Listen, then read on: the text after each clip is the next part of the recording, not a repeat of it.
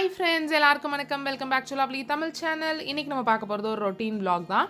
இன்னைக்கு ஃபர்ஸ்ட் நம்ம வந்து கூல் ரெசிபிலேருந்து தான் ஸ்டார்ட் பண்ண போறோம். நிறைய பேர் வந்து இது கேட்டிருந்தீங்க. ஸோ ஒரு 5 ஸ்பூன் கிட்ட நான் கம்பு மாவு வந்து அம்மா போட்டிருக்காங்க, நான் போடல. அது வந்து நம்ம அரிசி கழுவுற தண்ணி, அப்படி இல்லாட்டி நம்ம சாதம் வடிப்போம்ல, அந்த கஞ்சி தண்ணி ரெண்டில் ஏதாவது ஒன்று ஆட் பண்ணி நல்லா கொஞ்சம் கோதுமை தோசை கரைப்போம்ல, அதை விட இன்னும் கொஞ்சம் தண்ணியாக ரவா தோசைக்கு கரைக்கிற அளவுக்கு பக்குவத்தில் கரைச்சி வச்சுடுங்க. நீங்கள் மறுநாள் காலைல செய்ய போகிறீங்க அப்படின்னா நாள் நைட்டே கரைச்சி வச்சுடுங்க. ஸோ இந்த மாவு வந்து கொஞ்சம் நல்லா புளிச்சிருக்கும், அதனால தான். அப்போ வந்து நீங்கள் இன்ஸ்டண்ட்டாகவும் செய்யலாம், பட் அந்த புளிச்சிருக்கையில் இன்னும் டேஸ்ட் நல்லாயிருக்கும். ஸோ இதை வந்து மூடி நாள் நைட்டே வந்து செஞ்சு வச்சுடுங்க. நெக்ஸ்ட்டு காலைல வந்து இது வந்து ஒரு அரை கப் குருணையோ இல்லை தினை சாமை அந்த மாதிரி மில்லட்ஸ் இல்லை அரிசியை ரெண்டாக உடச்சோ நீங்கள் இந்த மாதிரி எடுத்துக்கலாம். அதில் ஒரு கப் அரிசி அப்படின்னா ஒரு 5 கப் கிட்ட தண்ணி ஊற்றிக்கோங்க. 5 கப்லேருந்து 4 கப்லேருந்து 5 கப் வரைக்கும் தண்ணி ஊற்றிட்டு அதை நல்லா வேக வச்சுடுங்க. நல்லா கஞ்சி நம்ம செய்வோம்ல, அந்த மாதிரி கஞ்சி மாதிரி அது நல்லா வேகணும். ஸோ இன்றைக்கி வந்து சைட் டிஷ்க்கு வந்து நான் மோர் மிளகா வந்து அம்மா பக்கத்துலேயே வறுக்கிறாங்க. ஸோ மோர் மிளகா தான் வறுத்துட்ருக்காங்க. மோர் மிளகா செஞ்சுட்டு மாங்காய் பச்சை மிளகா இடிக்கலாம் அப்படின்னு மாடியிலேருந்து மாங்காய் பறிச்சிட்டு வந்து வச்சுருக்கேன். ஸோ அதுதான் நான் வந்து பச்சை மிளகா இடிக்கலாம் அப்படின்னு இருக்கேன். ஸோ நீங்களாம் எல்லாருமே இப்போ நம்ம வீட்டுக்குள்ளேயே இருக்கோம். நீங்கள் இல்லாட்டி ப்ளீஸ் வீட்டுக்குள்ளேயே இருங்க. வீட்டில் என்ன செய்கிறீங்க அப்படின்னு சொல்லுங்கள். நான் பெயிண்டிங் பண்ணிகிட்ருக்கேன், தொடர்ந்து ஏதாவது படம் பார்த்துட்ருக்கோம். நானும் மாமாவும் சேர்ந்து ரொம்ப வருஷம் கழித்து தொடர்ந்து படம் பார்த்துட்டே இருக்கோம். ஸோ நமக்கு வந்து கொஞ்சம் வீட்டிலே இருக்கிறதுக்கு என்னமோ மாதிரி இருக்கும். பட் நீங்கள் உங்களை என்டர்டெயின் பண்ணிக்கிறதுக்கு என்னெல்லாம் செய்கிறீங்கன்னு சொல்லுங்கள். என்டர்டெயின்லாம் ஒன்றும் இல்லை, வெறும் வேலையாக தான் இருக்குன்னா பெரிய பெரிய பெரிய ஹக் அண்ட் லவ்ஸ் உங்களுக்கு. ஸோ இப்போ வந்து நல்லா அரிசி வெந்ததுக்கப்புறம் நம்ம அந்த கரைச்சி வச்சுருந்தோம் இல்லையா, அதை மிக்ஸ் பண்ணி அதில் ஊற்றிட்டோம், அவ்வளவுதான். நம்மளோட தினையோ குருணையோ எதுவாக இருந்தாலும் அது நல்லா வெந்ததுக்கப்புறம் அதில் இப்போ நம்ம கரைச்சி வச்சுருக்கிற கேழ்வரகு மாவு அப்படி இல்லாட்டி கம்பு அந்த மாதிரி என்ன கூழ் நீங்கள் செய்கிறீங்களோ அதை வந்து நல்லா மிக்ஸ் பண்ணிக்கோங்க. மிக்ஸ் பண்ணிவிட்டு இது ஒரு 15 மினிட்ஸ் கிட்ட விடாமல் கிண்டிக்கிட்டே இருக்கணும்.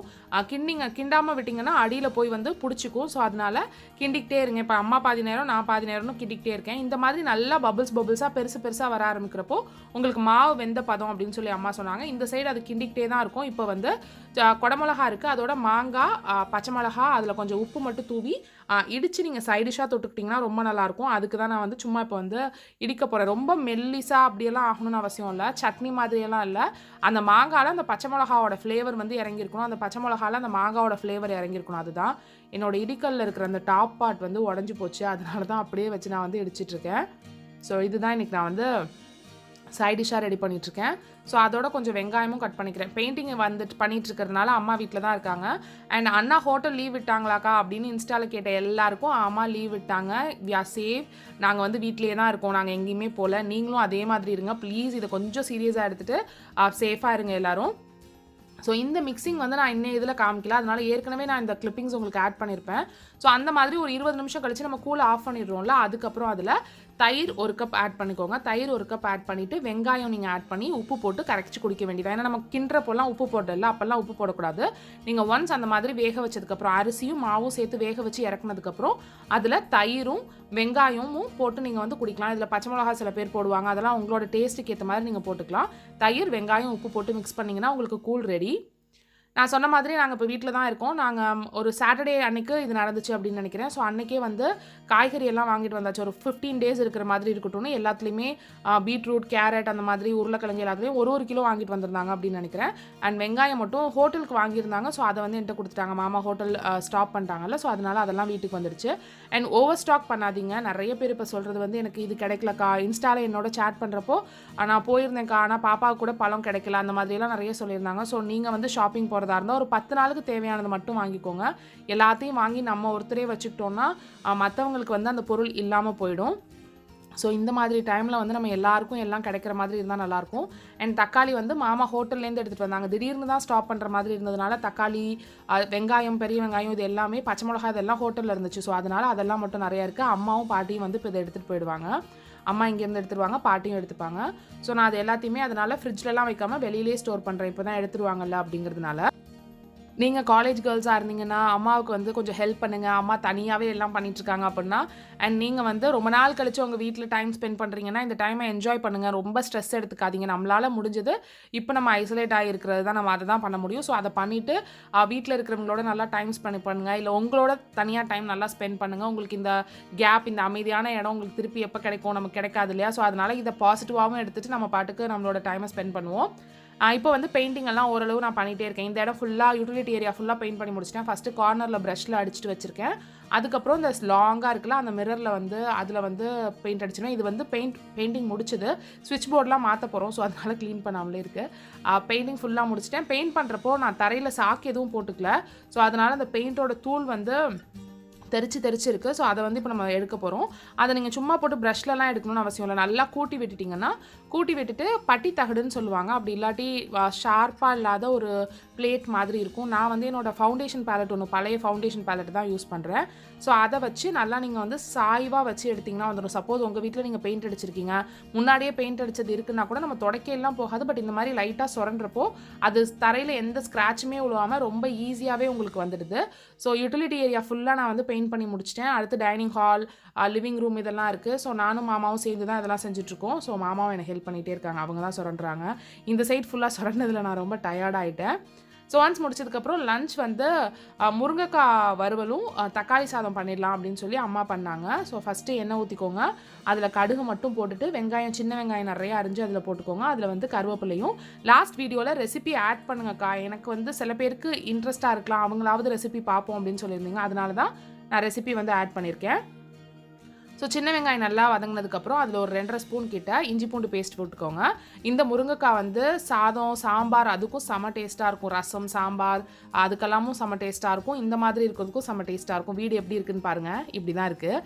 ஸோ பெயிண்ட் ஒன்றா பண்ணிட்டு இருக்கிறதுனால என்கிட்ட சுத்தமாக அரிசியே இல்லை. அதனால நான் 10 கிலோ அரிசி வாங்கியிருந்தேன். ஒரு கொஞ்சோண்டு பொட்டு கூட அரிசி இல்லை. இப்போ தக்காளி சாதத்துக்கு செய்கிறதுக்கு கூட மூட்டையை பிரிச்சா தான் உண்டுங்கிறதுனால நான் 10 கிலோ வாங்கியிருந்தேன். அண்ட் வேறு எதுவுமே நான் வந்து ஓவர் ஸ்டாக் பண்ணல. நான் என்னென்ன பொருளெல்லாம் இல்லையோ அது மட்டும் தான் நான் வாங்கியிருக்கேன். அதுவும் 10 நாளுக்கு தேவையானது மட்டும் தான் வாங்கியிருக்கேன். ஸோ அரிசி வந்து நம்ம வீட்டில் இருக்கணும் அப்படிங்கிறதுக்காக 10 கிலோ வாங்கியிருக்கேன். அப்புறம் வந்து பூண்டு 1 கிலோ, அப்புறம் வந்து சர்ஃப் எக்ஸல் வந்து சுத்தமாக தீர்ந்து போச்சு, அதனால அது 1 கிலோ. எனக்கு ஒரு சேமியா பாக்கெட், எனக்கு 2 ரவா பாக்கெட், அப்புறம் வெல்லம் இல்லை, காஃபி தூள் இல்லை.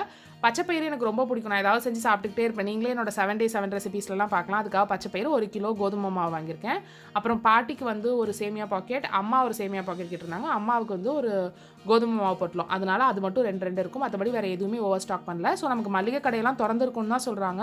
திறந்துருக்குன்னு நம்ம டெய்லி போகவும் வேணாம். அதே சமயம் 2 மாதத்துக்கு தேவையானதை வாங்கி வச்சுக்கவும் வேணாம். ஒரு 10 நாளுக்கு தேவையானதை மட்டும் வாங்கி வச்சுட்டு வச்சுக்குவோம். ஓவர் ஸ்டாக் பண்ண வேண்டாம். ஸோ இதில் வந்து வெங்காயம் போட்டதுக்கப்புறம் தக்காளி போட்டிருக்காங்க அம்மா. இஞ்சி பூண்டு பேஸ்ட், அதுக்கப்புறம் தக்காளி நல்லா வதங்கினதுக்கப்புறம் நீங்கள் மசாலாலாம் போட்டுட்டு முருங்கைக்காய் போட ஆரம்பிச்சிடலாம். கொஞ்சமாக ஒரு பெரிய டீஸ்பூன் அளவுக்கு சோம்புத்தூள் ஆட் பண்ணிக்கிறாங்க. அப்புறம் அதில் கொஞ்சமாக மஞ்சள் தூள், அவங்க காரத்துக்கு ஏற்ற மாதிரி மிளகாத்தூள். அம்மா நிறைய காரம் சாப்பிடுவாங்க, எங்களுக்காக கொஞ்சம் கம்மியாக போடுறாங்க. இதே அவங்களுக்கு தான் 4-5 ஸ்பூன் போடுவாங்க.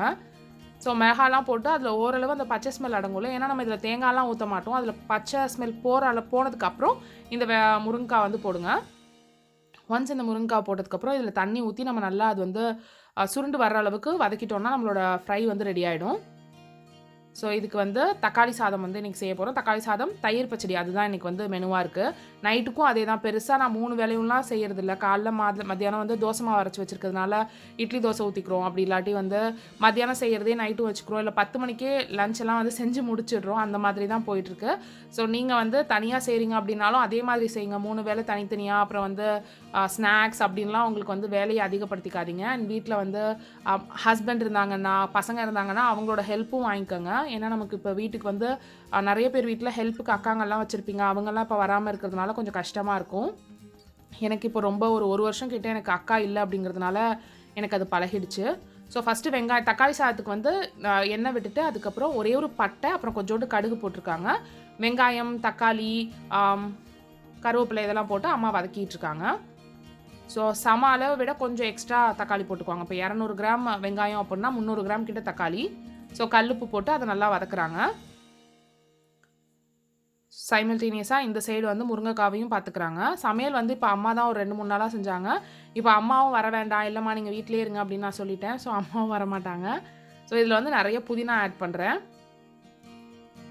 அம்மா ஆட் பண்ணுறாங்க, நான் ஆட் பண்ணல. ஸோ நிறைய வந்து ஒரு கை கொத்து நிறைய பெருசாக இருக்கிற அளவுக்கு புதினா ஆட் பண்ணுறாங்க. நான் தான் ஆட் பண்ணுறேன், அதை பாருங்கள், நான் தான் புதினா ஆட் பண்ணுறேன். ஸோ இதில் ரைஸ் ஊற வச்சுருக்கிறத வந்து அம்மா இப்போ ஆட் பண்ணுறாங்க.